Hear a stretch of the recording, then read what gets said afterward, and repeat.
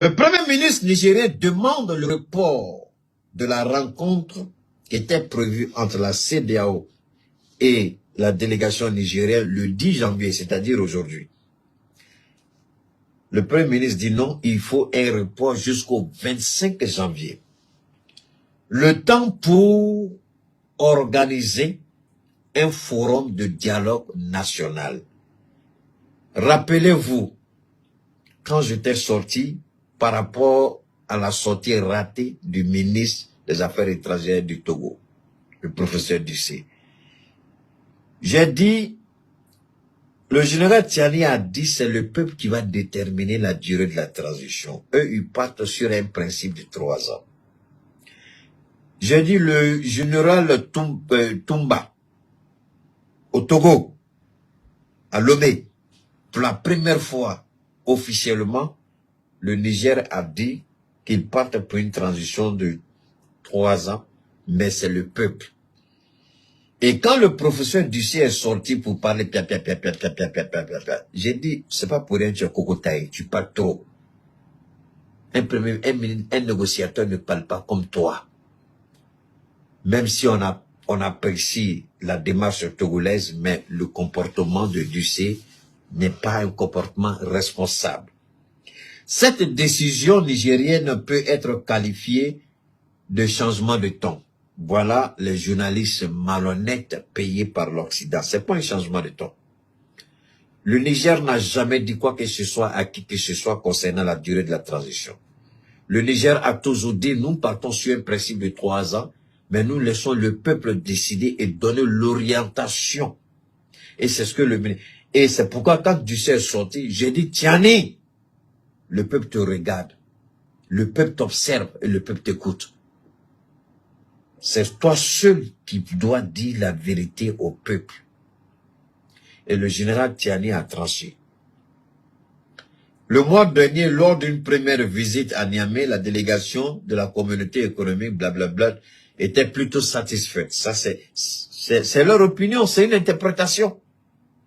Donc, après le dialogue national, l'Ouest était plutôt satisfait. Les premières discussions avaient notamment tourné autour de la durée de la transition. Après le dialogue national, à la fin des travaux, les envoyés de la CEDEAO avaient même officiellement déclaré « Nous sommes entendus sur le contenu, sur le timing de la transition ». Ce qui était absolument faux. C'était pas vrai.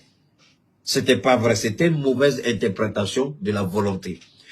Parce que ce qui s'est passé en fait, ce qu'on ne vous a pas dit, et les journalistes malhonnêtes, c'est là maintenant, M. Abdoulaye Diop, une deuxième fois, je vous interpelle. Quand on parle de la guerre informationnelle, la guerre de la communication dans le Liptako Gourmand, c'est tout ça. Les négociations ont buté. Disons que dans les négociations, il y avait d'abord, le général a dit, aucune condition ne sera imposée au Niger. Parce qu'ils avaient voulu faire de la négociation, d'abord la libération de Bazoum comme une condition préalable. Le général a dit niet. Mais par contre, le fils de Bazoum, d'après ce que j'ai lu, le fils de Bazoum, qui avait été arrêté au même titre que Bazoum, sa maman, donc son fils aurait été libéré, si de bonne foi.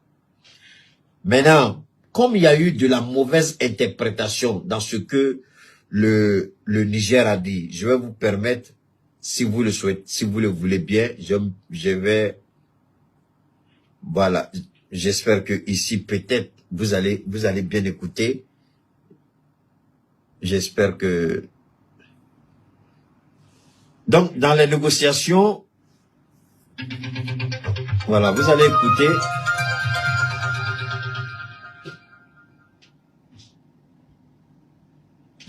Mais malgré ça,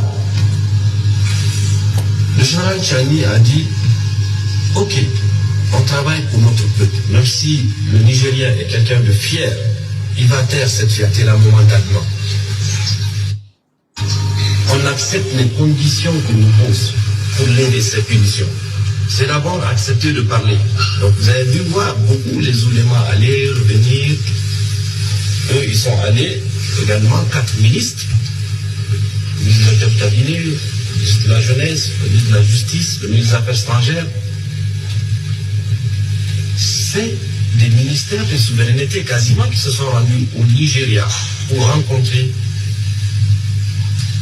le gouvernement nigérian et la CEDEAO. Quelle meilleure preuve pourrions-nous donner que celle-là où, malgré l'injustice, on a quand même accepté d'aller vers eux. Donc on a rempli cette condition.